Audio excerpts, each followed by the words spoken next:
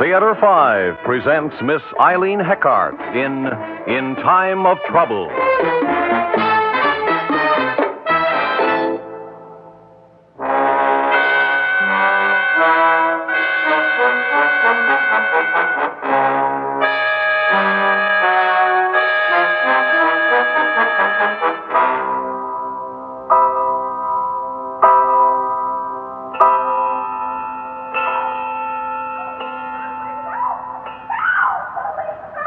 George. Wake up, George. Please, wake up. What? Someone's crying for help. What? Listen, George. Oh, for the love of Pete. Will you go to sleep? You're having a bad dream. Be quiet and listen. Somebody's having a fight. I don't want to fight. Will you get out of this bed and look, or shall I? Well, go ahead if it'll make you happy, but I've got to get some sleep. Joyce, will you turn off that light? I can't see if I do. Oh, all right. As long as you're up, I may as well join you. This nice, quiet, exclusive neighborhood which we both work to support, muggings and assaults are forbidden in our lease. Don't try to be funny. Someone's in trouble. Listen to her. She's terrified. She's got a good pair of lungs, I'll say that for her. Oh, come on away from that open window. You'll catch cold. George, look. Come here, down there. Do you see? Near the Ardmore Arms sign? A man is struggling with a woman. Oh, my God, George, he looked up here and saw me. I'll turn off the lights. All right. Now, point to where you think you see them. I can't look. I'm going back to bed. Ow. Oh, I hurt myself. George, can you see? Yes. I'll close the window. What are you going to do? Get back into bed.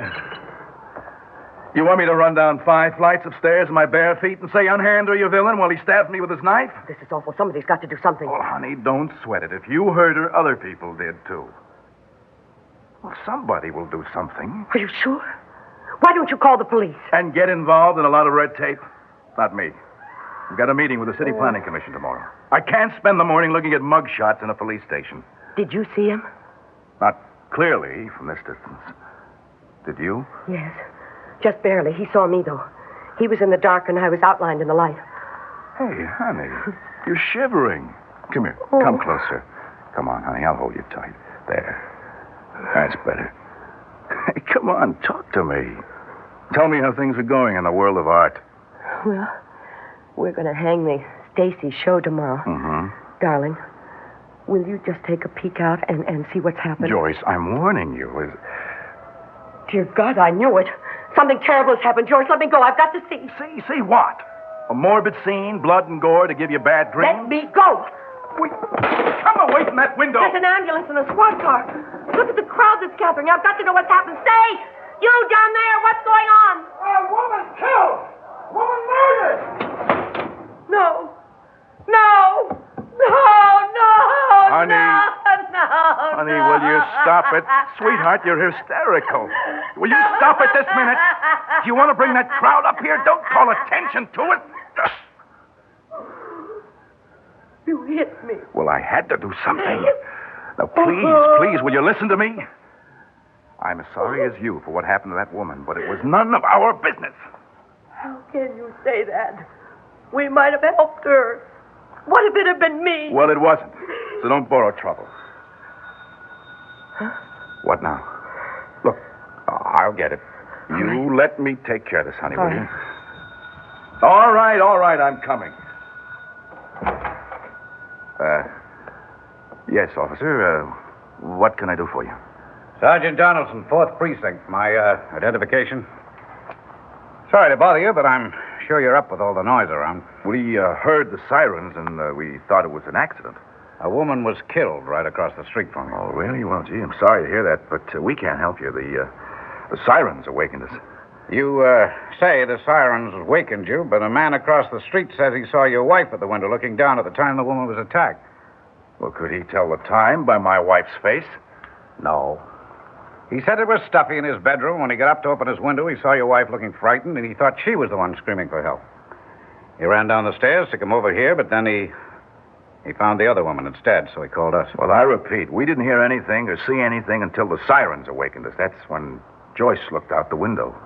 The man is mistaken. Look, Mr. Turner, I know how some people feel that these things are none of their business. But if you got a look at the killer, it could save someone else's life. That woman was a mess when we found her. She was just coming home from work. Minding our own business, too, I guess. Is it your business or our business that the streets aren't safe for decent people? It's the business of all decent people.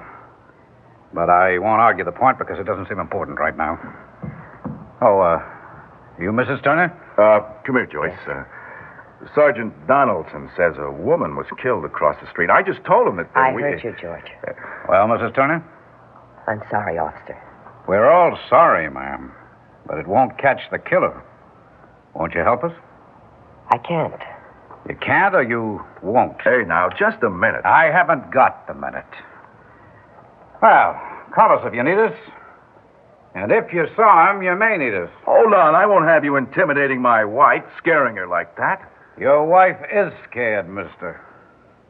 How about it, Mrs. Turner? Yes, I'm scared. Good night, officer. I hope you catch him. You better hope so. Oh, I beg your pardon. oh, I beg yours. Isn't it just awful? You must be the Turners. Well, I'm Lorna James. I'm your neighbor on 3 South. Everyone is saying that you saw it. They said they didn't see a thing. But the reporter from the newspaper is interviewing the man who said you did. Get out. George. I'm sorry, Mrs. James, but this has been very upsetting. I know exactly what you mean. Do you mind if I come in and sit a little? I'm so quivery and nervous, being alone, you know. Sergeant Donaldson. Good night, ma'am. If you need me, you know where to find me. Now, what did he mean by that? Mrs. James, I hate to be rude, but we need our sleep. Joyce and I have to go to work in the morning, so if you will excuse You us... young people, careers and no babies. Now, don't you wait too long. I had Leon the first year and Sally Ann the next. Just what do you do, my dear? I run the little gallery. And I'm an architect. Good night, Mrs. James. Oh, call me Lorna. After this tragedy, we'll all know each other better, won't we? In time of trouble, we must all huddle around the campfire together. Good night again. Well, if I'm in the way, of course you know what I think. I think you saw it all. Why, that nosy witch. No, she's just an old campfire girl. A campfire girl with a collection of shrunken heads on her mantle, I'll bet. Oh, George, I'm so ashamed. Well, I'm not exactly overjoyed myself. But, honey, it was the only way. I suppose. I think I'll take a pill. Oh, what now? Don't open it. Go away. We're in bed. I'm Jack Victor of the Journal. I want to check my story. It'll only take a minute. Go away. We have no story. Yeah, but I have, Mrs. Turner. If you won't confirm or deny it, I'll run what I've got, and you won't like it. Go away. Go away. Go away. Joyce, go in. Go to bed. I'll handle him. Like you've handled everything else, George. You made me lie. I can never feel safe again. We didn't help that woman. All right, I give up. Come in, Mr. Victor. Thanks. My wife will give you the story. I hate to barge in on you folks like this, but I appreciate your cooperation. It won't take a minute. Now, Mrs. Turner, at approximately 1 minute after midnight, you heard someone crying for help, and you got out of bed, and what did you see? Nothing. I saw nothing. Well, I was told You were told incorrectly. I heard nothing. I saw nothing until the sirens awakened us. We were asleep. Now, I can't identify a man I didn't see, can I? No, Mrs. Turner, you can't. But maybe he can identify you.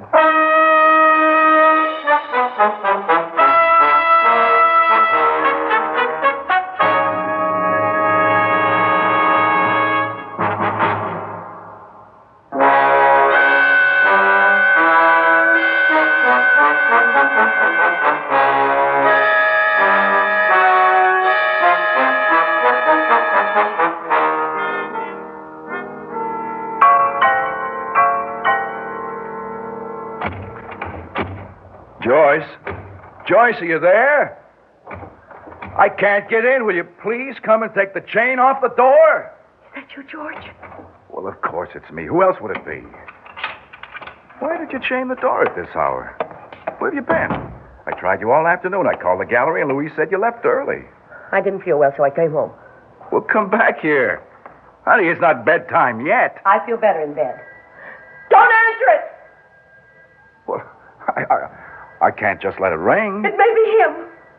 Him who? The man, last night. Oh, a silly goose.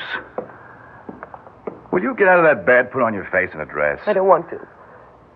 Well, sweetheart, you can't hide in bed forever. If you had read the newspaper, you wouldn't ever want to show your face again. For your information, the boys in the office made me a present of the first edition of that yellow rag. They thought it was a large joke, like I'd taken a pratfall. People are funny. You never know how they're going to react. Listen to a few of the anonymous phone calls like I have, and you'll know. Oh, I got a few, too. That reporter didn't miss a trick. Listing my firm name, my age. I was surprised he omitted the color of my eyes. Oh, but he did say you were pretty. Yes, he did. He said the pretty, frightened Mrs. Turner denied seeing the attacker or hearing the victim's cries for help in spite of evidence to the contrary. According Honey, to the it's just a tempest in a teapot. It will blow over. Tomorrow they'll make a shambles of someone else and people will forget about us. But he won't. He's down there waiting for me right now. Yes. Well, why didn't you tell me? Where, Joyce? Where did you see him? Get away from that window! You wanted to know that we know! Well, I'm going to call the police. No! No, don't you dare. Now listen to me, George. I've been lying here figuring it all out. I'll stay in bed a few days, maybe a week until everything's forgotten. And by that time, he'll feel safe. Afterwards, we'll take a vacation, we'll come back, we'll find another We apartment. will not. Now, look. We made a mistake in not telling what we saw last night, but it was a human mistake. Like it was human to let that woman die. Well, is it human to torture yourself to death? Oh, honey, come on. Get up. We'll confess to the police and we'll purge our souls. Boy, a few more hours like this, and I'll admit I'm guilty. Just to get it over with. Darling, up. The very good citizens Turner are going to the police station. I don't want to go out there. He'll kill me. Joyce, there's no one out there. You're lying to me. Sweetheart, I'm going to call Dr. Morris. He'll give you a shot. Well, you think I'm out of my head. I think you're overtired. You're overwrought, that's all. We're both on the ragged edge. If you call Dr. Morris or that policeman, I'll never talk to you again. Well, what would you suggest instead? That I join you in bed or under the bed or... No, it won't work. Don't leave me! Oh. Good evening, Mrs. James. I'll just come in for a minute. I wanted to give these cookies to your wife to cheer her up. Why, that reporter wrote like you were to blame. George! My wife has a headache, Mrs. James. Thank you for the cookies. Oh, poor thing. I know all about headaches. Jefferson had so many before he died. Joyce, what are you doing out of bed? What are you doing here? Have you come to pry? Or to laugh? Or just to look at the animals in the zoo? Tell her all about it, George. That's what she wants, all the ugly details. My, you are upset, dear. Give me back my cookies, Mr. Turner. Next thing you know, she'll say I poisoned her. Oh. I wasn't very nice to that sweet old lady, was I? Why did I do that, George? Honey, because you're not yourself. Now, look, I'm going to call Sergeant Donaldson right now. Yes. Please, after those phone calls, it'll be a relief. Yes.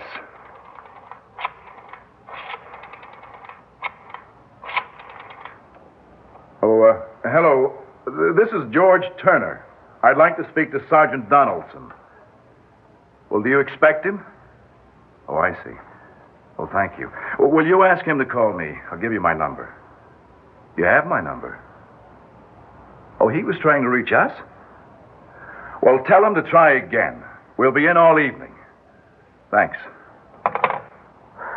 Darling, you're right, of course. We have to tell them what we know. But you know, for the life of me, I can't remember what that man looked like. It'll come back to you when you see the pictures. And if it doesn't, it won't make any difference. Because a moment like that can never be completely recalled. Yes.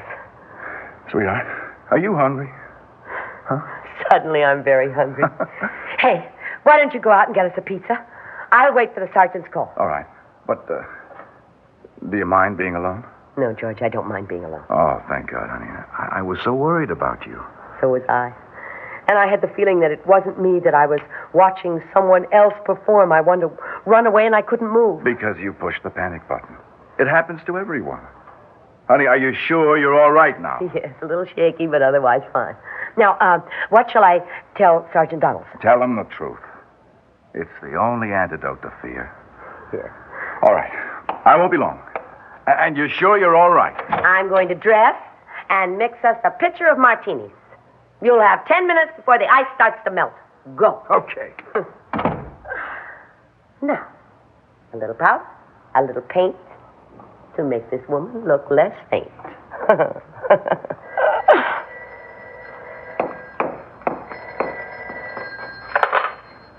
Hello? Who? No, he's not here, but I expect him back shortly. Who's calling, please? Who's calling? Please. No, don't hang up.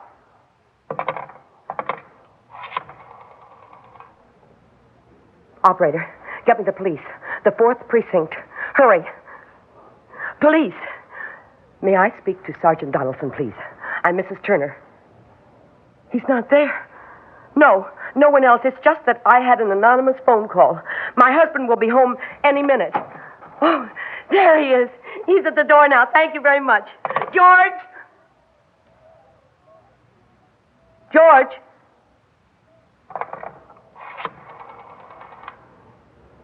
Hurry, operator. Give me the number of Mrs. Lorna James. Hurry. Yes. Yes, that's it. Oh, please.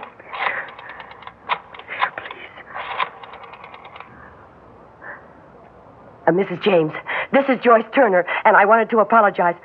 Mrs. James, don't hang up. Mrs. James. Whoever you are, I know you're out there. Now you go away. Go away or I'll shoot. I have a gun, and if you force that door open, I'll use it. Help! Help! Help! Mrs. Turner, no one is going to help you. Stop screaming. You'll disturb your neighbors. You're going to kill me. I may or I may not. It depends. I just wanted to see what you look like. My husband will be back any minute. Ah, I'd like to meet him, too. And the police. You know, I haven't told them. And I never will.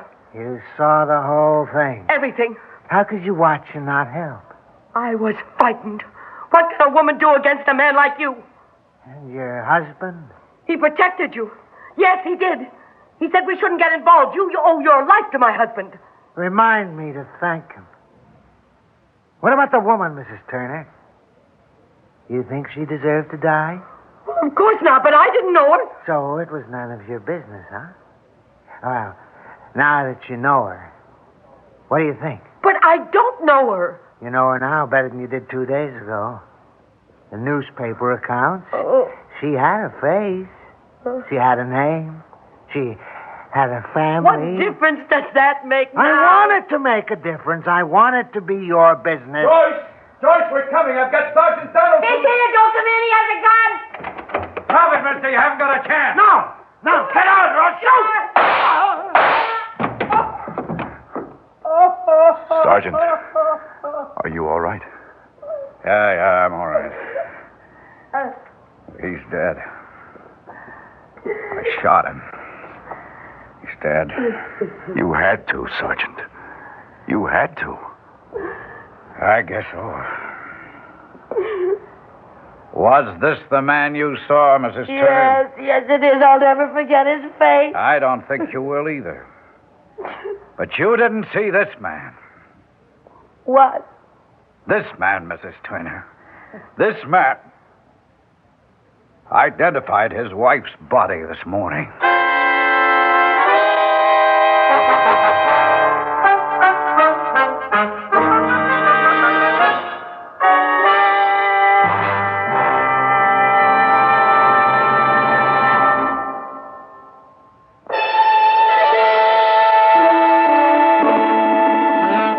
Theater 5 has presented In Time of Trouble, starring Miss Eileen Heckart. Written by Lenore Wolfe, directed by Warren Somerville. In the cast, Bernard Grant, Ian Martin, Robert Dryden, Ethel Reaney, and Jack Grimes. Script editor, Jack C. Wilson. Original music by Alexander Vlastotsenko. Orchestra under the direction of Glenn Osser. Executive producer for Theater 5, Mr. Lee Bowman. We invite your comments. Write to Theater 5, New York 23, New York. That's Theater 5, New York 23, New York. This is Fred Foy speaking.